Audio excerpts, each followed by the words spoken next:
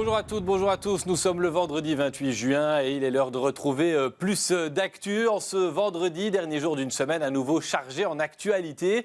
Vous avez voté, les parlements ont été reconstitués, recomposés, de nouveaux visages sont apparus. Certains ont été réélus et puis d'autres doivent se trouver une nouvelle activité parce qu'ils n'ont pas eu suffisamment de voix pour regagner leur siège.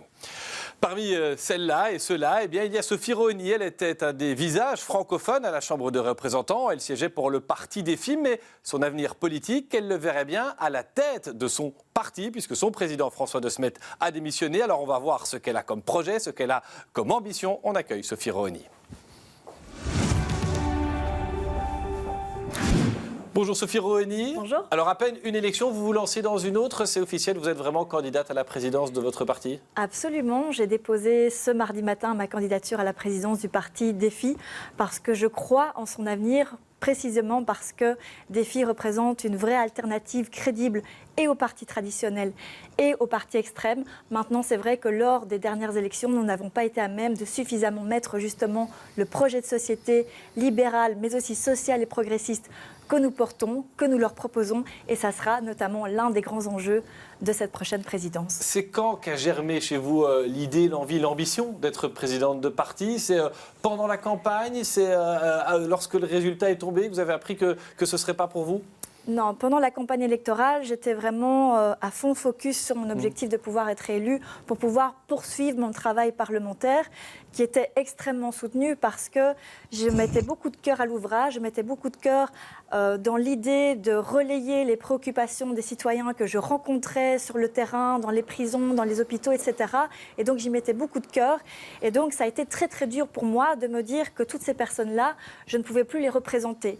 Et donc c'est à ce moment-là que lorsque François De Smet a pris la décision salutaire de démissionner, très vite de nombreux militants, mais aussi des personnes extérieures au parti, m'ont dit « Tiens, ici Sophie, c'est peut-être l'occasion de continuer à porter encore les dossiers fédéraux que tu as, on pense, bien portés durant cette législature passée et aussi de continuer à nous représenter et aussi d'incarner un renouveau, un rajeunissement dans cette politique qui parfois semble déconnectée des réalités et aussi de rapprocher le lecteur, le quand citoyen on n'est pas à la réélu politique. et que donc on n'apparaît pas comme un gagnant du scrutin de dire tiens bonjour j'y vais et maintenant je vais vous faire gagner le suivant. Alors le but c'est pas comme vous l'avez présenté tout à l'heure de chercher une reconversion ou autre, c'est vraiment parce que j'ai considéré que ma non-élection était prématurée par rapport à ce que je pense pouvoir encore apporter à la politique belge, par rapport à ce que je peux apporter au parti.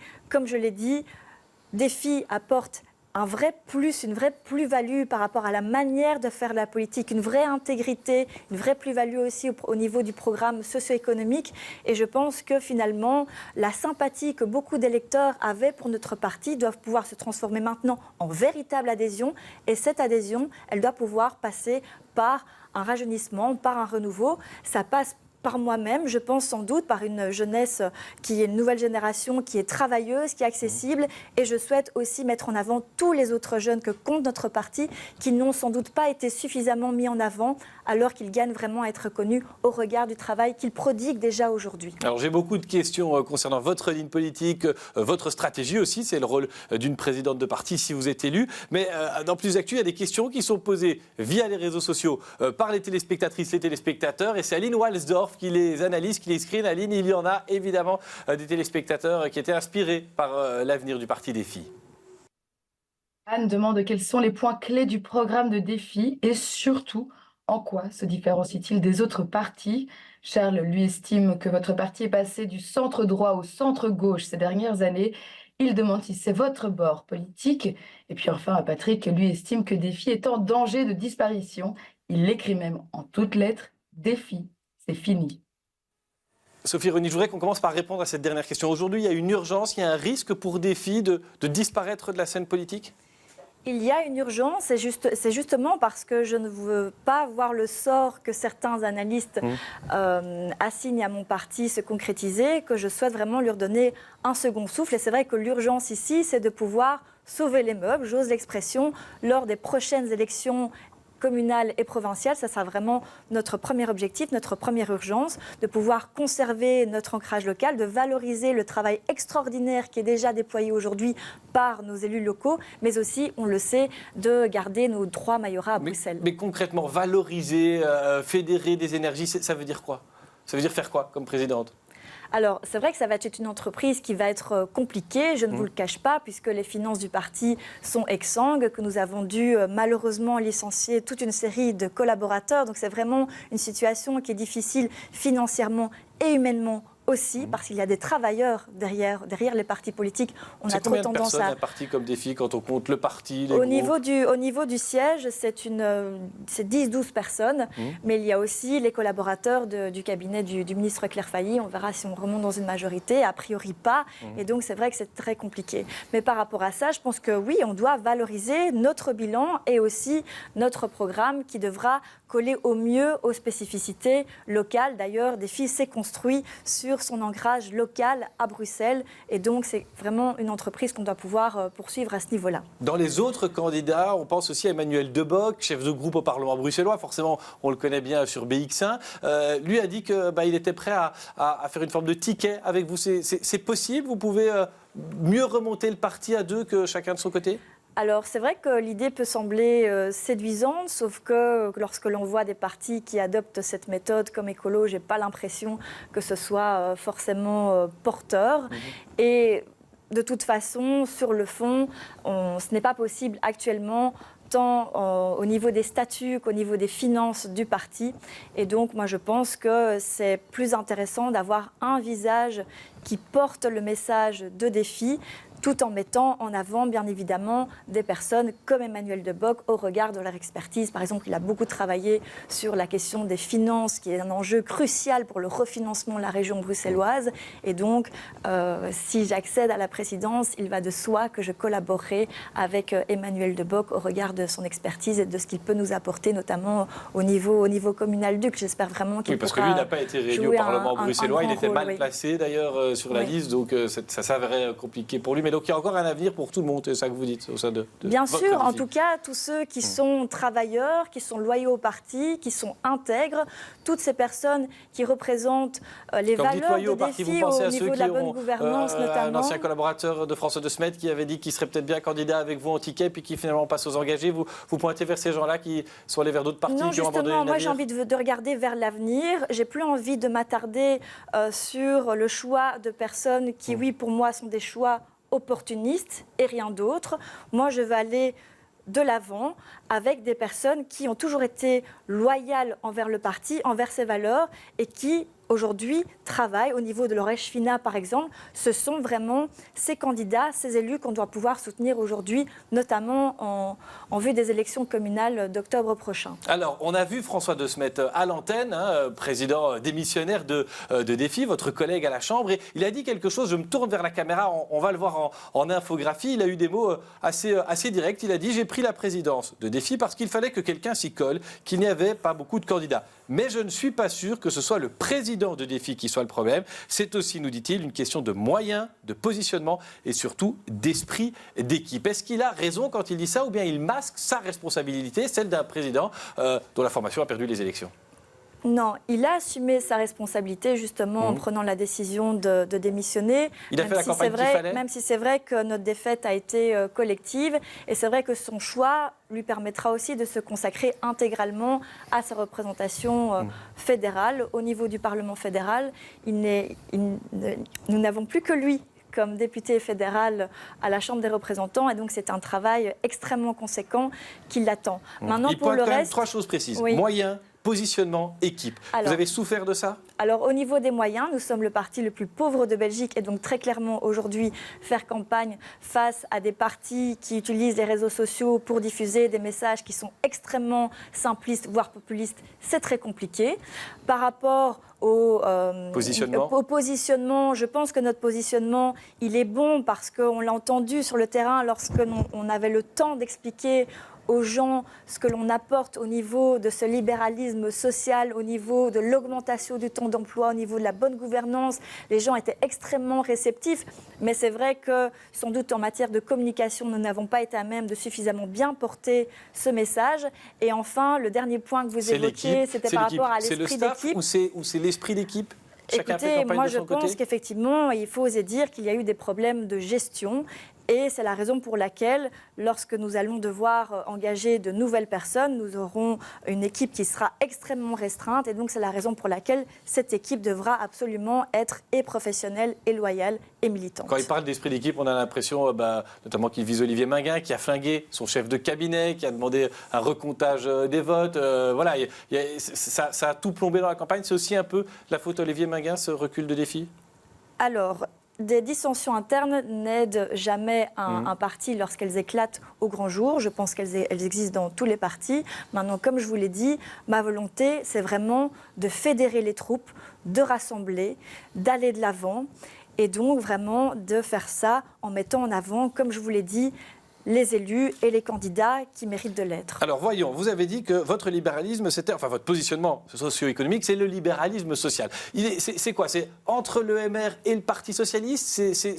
Concrètement, sur quel dossier vous feriez autre chose que ces deux partis qui étaient ensemble d'ailleurs au gouvernement fédéral? Alors, on n'est pas entre l'un ou l'autre. Nous sommes DEFI, nous sommes un parti à part entière qui effectivement incarne un libéralisme qui est progressiste. Ça veut dire quoi? Ça veut dire que nous sommes des libéraux qui sommes extrêmement attachés, on l'a toujours été, au libéralisme, à la liberté d'entreprendre et donc aussi au fait que l'on doit pouvoir, bien davantage qu'ils ne le sont aujourd'hui, soutenir les indépendants. Aujourd'hui, les indépendants, ils croulent sous les charges administratives, sous des coûts qui ne se justifient aucunement et donc on doit absolument pouvoir les soutenir. Mais à côté de ça, et aussi parce qu'ils créent de l'emploi et donc on doit absolument les soutenir pour ça. Mais à côté de ça, on doit aussi soutenir et consolider notre sécurité sociale parce que ça constitue un précieux filet de sécurité pour toute une série de personnes qui sont confrontées à des aléas de la vie et qui font qu'ils doivent pouvoir être soutenus. Donc moins de charges sur les indépendants, mais plus d'argent pour la Sécu. Et on va chercher où cet argent alors on doit pouvoir investir dans les services publics.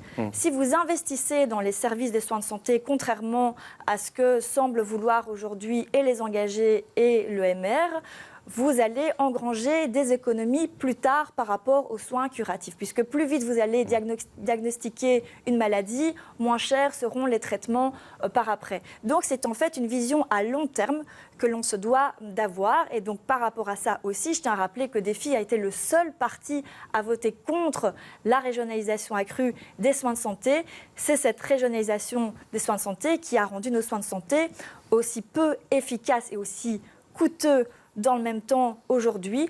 Et donc finalement, lorsque l'on plaide pour la refédéralisation des soins de santé, n'avoir plus qu'un seul ministre fédéral des soins de santé, là aussi, ça permettrait d'engranger des économies, mais des économies qui soient cette fois intelligentes. Un autre point sur lequel votre parti s'est beaucoup positionné, c'est la laïcité. Vous êtes dans la ligne, on va dire claire, dure, de François de Smet, de Bernard Clairfailly, par exemple, avec le code du bien-être animal, ou vous êtes sur la ligne de Olivier Minguin qui disait il faut quand même réussir à rassembler, ne pas opposer les communautés. Je vais être direct. Si vous aviez été député bruxelloise, vous auriez voté pour ou contre l'étourdissement obligatoire?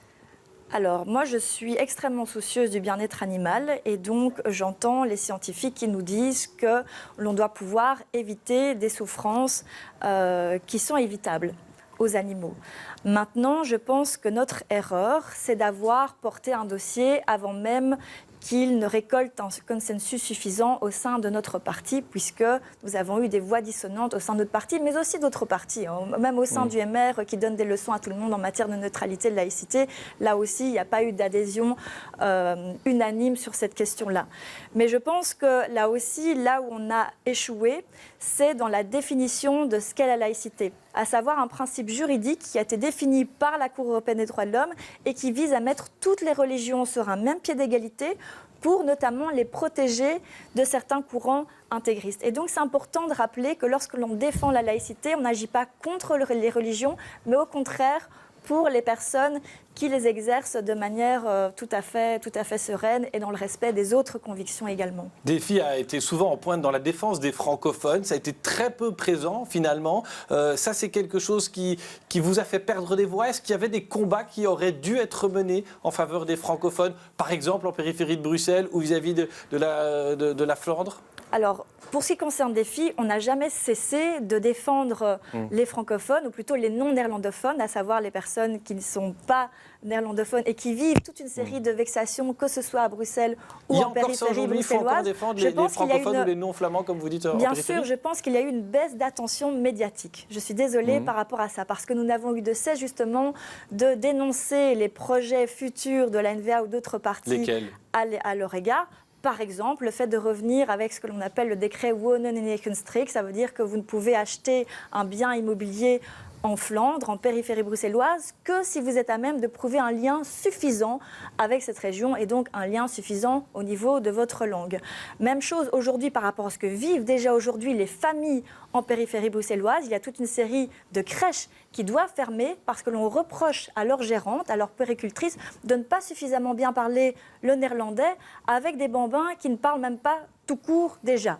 Donc, il y a un moment donné, il faut arrêter de prendre les gens pour des imbéciles et de prendre finalement ces familles en otage pour des raisons purement communautaires. C'est inacceptable. Vous parlez des familles, des enfants. Les francophones terminent les épreuves du CEB en fin de primaire. En Flandre, les écoles francophones, mais situées en Flandre, qui délivrent un diplôme, mais pour des écoles francophones sous l'autorité de l'enseignement néerlandophone, il n'y a pas eu d'épreuve CEB. Jusqu'à quelques années, c'était encore le cas. Il faudrait que ça revienne pour créer cette solidarité, ou bien ce n'est pas une priorité pour vous ? Mais je pense que c'est très très important de pouvoir harmoniser un maximum les systèmes dans l'intérêt des familles et en tenant compte de leur réalité.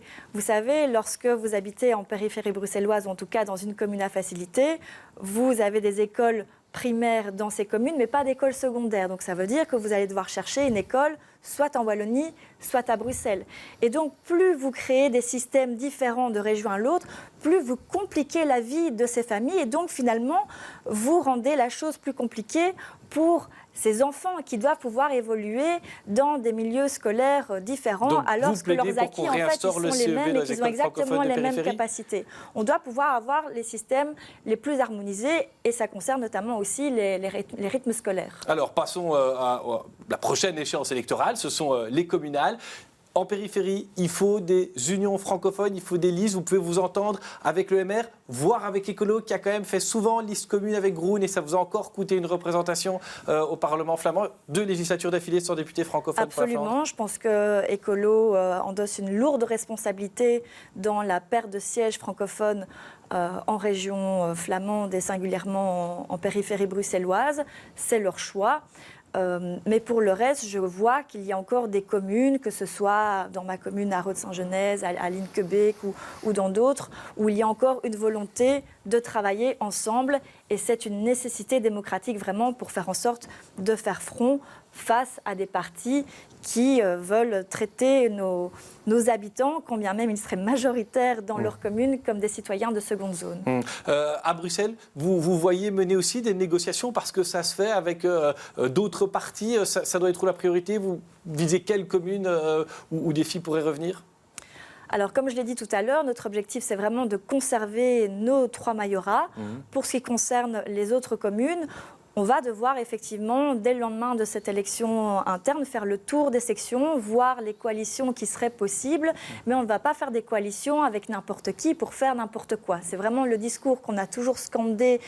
Et on tient à être cohérent au niveau fédéral. On ne va pas faire la même chose, en tout cas autrement. Ce sera d'autant plus compliqué que vous n'êtes pour l'instant pas appelé aux négociations en région bruxelloise. Sur quelle matière on pourra trouver des synergies en matière de propreté, en matière de mobilité. On a une vraie plus-value à apporter par rapport au travail qu'ont prodigué de jeunes échevins comme Deborah Lorenzino en matière de propreté à Schaerbeek ou encore Mathieu Pilois en matière de mobilité à Oudergem. Donc on a vraiment des jeunes qui font un formidable travail au niveau local. Et donc, finalement, ce n'est pas pour détricoter leur travail que l'on va pouvoir sceller des alliances. C'est vraiment pour pouvoir faire avancer les choses dans l'intérêt des citoyens. C'est vraiment ça qui devra guider des négociations éventuelles. Et là, vous êtes prête à mouiller votre chemise comme présidente et donc effectivement à aller trouver d'autres présidents de parti. Je repose ma question, alors que vous ne serez plus dans la majorité régionale, parti comme ça rendrait les choses plus compliquées. On sait que ça se joue quand on est au pouvoir, au gouvernement. On peut venir dire dans telle commune, prends-nous parce qu'on t'aidera. Je ne sais pas s'il y a autant de... Non, sincèrement, moi je pense qu'au niveau parlementaire, j'ai fait mes preuves et que par conséquent, j'ai pu gagner le respect de collègues d'autres partis et qu'au-delà de ça aussi et surtout, nos représentants locaux, par leur travail, ont gagné le respect aussi des autres partis.